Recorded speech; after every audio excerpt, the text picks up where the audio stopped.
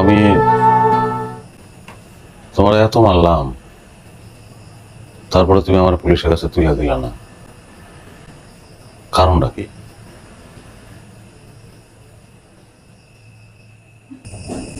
আমার বিশ্বাস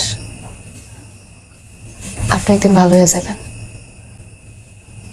এই আশা পুলিশের কাছে তুলে দিইনি।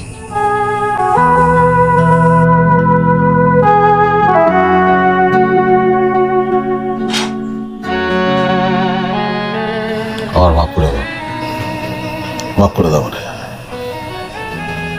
আমি আজকাল থেকে, এই মুহূর্ত থেকে আমি ভালো হয়ে গেলাম, আমি ভালো হয়ে গেলাম। মাফ করে দাও রে,